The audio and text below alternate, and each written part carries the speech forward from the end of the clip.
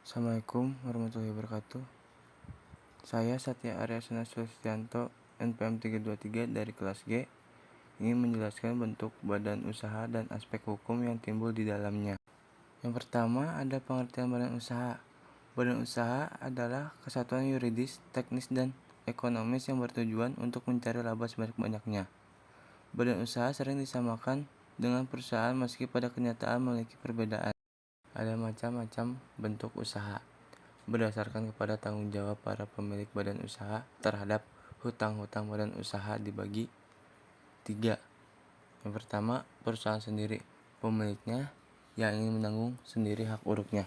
Kedua, persekutuan orang, pengusaha tidak mau menanggung risiko sendiri, ia ingin mencari kawan untuk bersama-sama merasakan suka duka, menjalankan usahanya bersama. Ketiga, persekutuan modal, orang-orang yang ingin mendirikan perusahaan yang tidak memiliki cukup persediaan modal.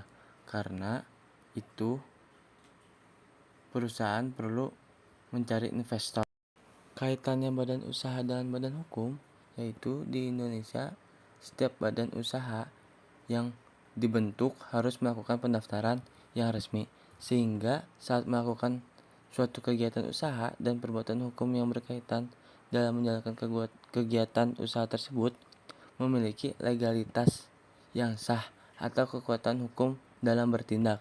Dengan begitu, pelaku usaha memiliki kepastian hukum. Konsekuensi hukum dari bentuk badan usaha terhadap tanggung jawab pada pihak ketiga. Badan usaha yang bukan badan hukum wajib mempertanggungjawabkan seluruh milik anggotanya terhadap pihak ketiga di dalam soal hutang-hutangnya terhadap pihak ketiga, karena segala tindakan perusahaan dianggap sebagai tindakan para pemiliknya. Ada kelebihan dan kekurangan di badan usaha. Kelebihannya ada 3. Kelebihan yang pertama, pemiliknya dapat mengatur segala sesuatu sesuai dengan keinginan sendiri. Yang kedua, pemilik dapat cepat mengambil keputusan. Ketiga, laba dapat dikuasai oleh sendiri.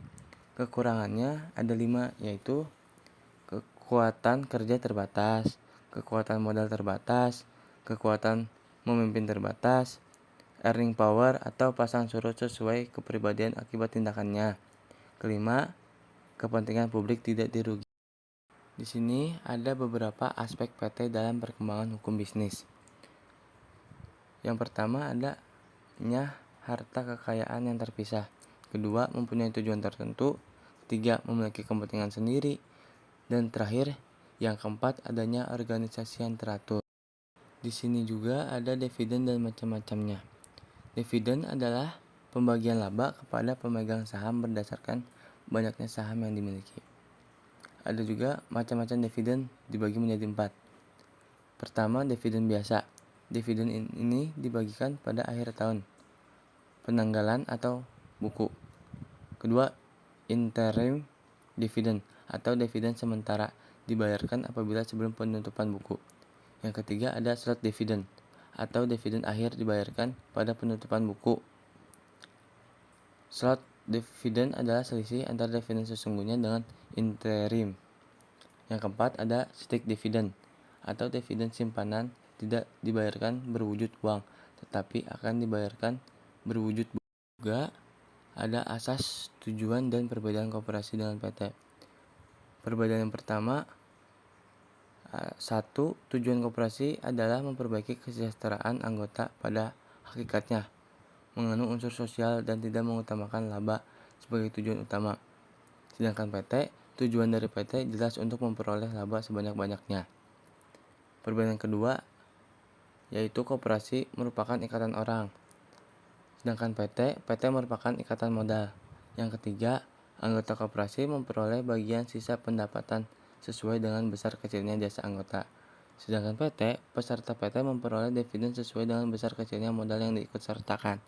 Yang keempat, hanya ada satu macam tanda peserta yang disebut tanda simpanan pokok.